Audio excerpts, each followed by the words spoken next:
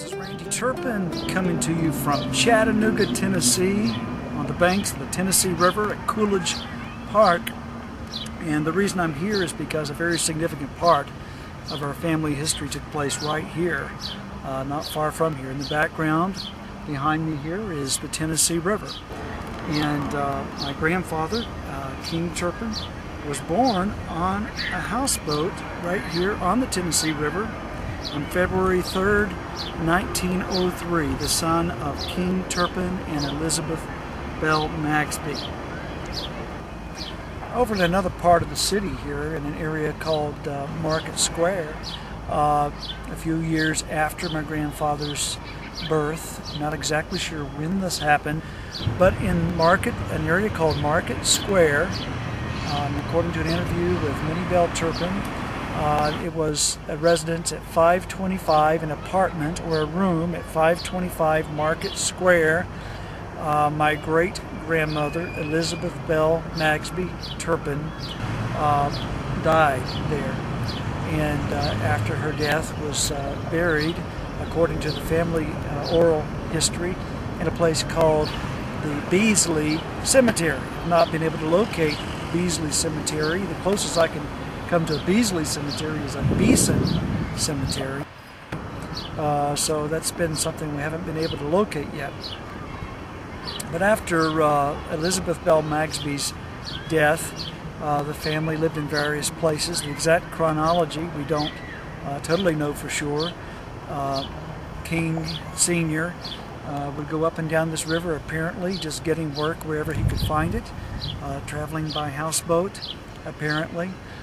We find him at times up at Concord, Tennessee, in the Knoxville area, then back down here in Chattanooga, and even as far downstream from here as Mullins Cove on what's now Nickajack Lake.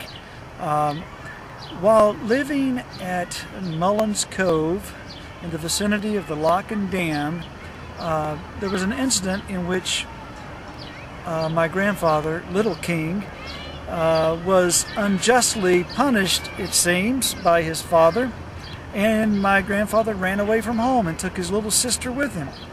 They got on a rowboat, apparently, and cut the line loose and went downstream a bit, almost perished, apparently, in the rapids, made it to the other side, began to hike back upstream toward Chattanooga, begging food wherever they could find it, and eventually, after about 3 days, ended up back here in Chattanooga.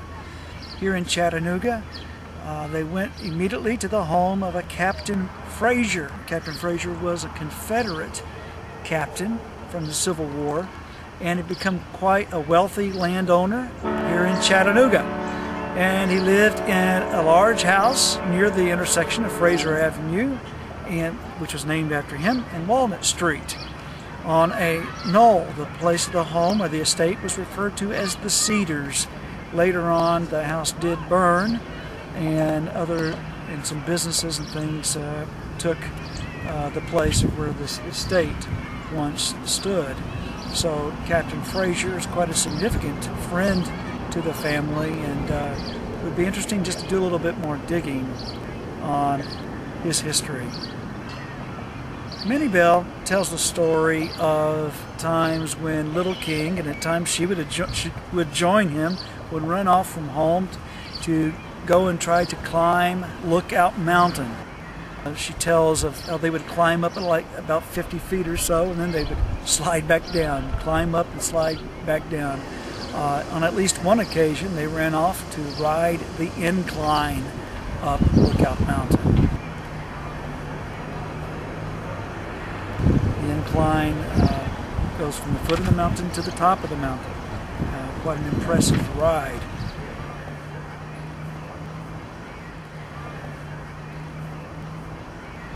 I'm not exactly sure where the family lived at this time, but after Elizabeth Bell Magsby's death, there were times when the children were left alone by their father, and eventually, apparently, the state or authorities came in and took the children from the home. At that point, Minnie Bell, my great aunt, my grandfather's sister, was placed in Mother Reeves' home for children, the Vine Street home, and my grandfather was placed at Bonnie Oaks. Bonnie Oaks.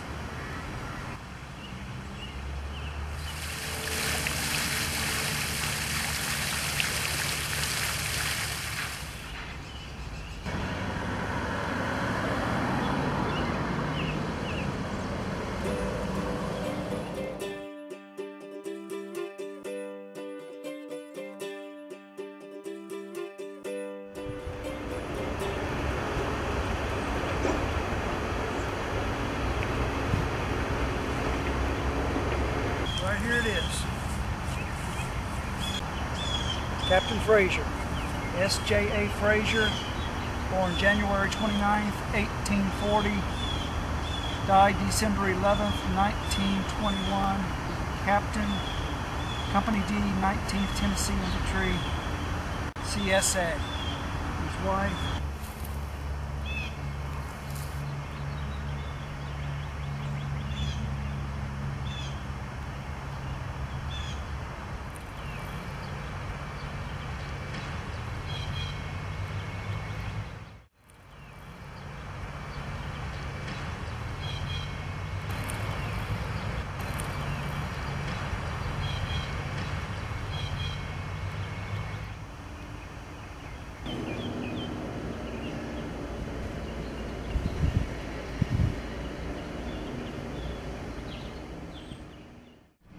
a great day here in Chattanooga, Tennessee. Tracing the family roots once again.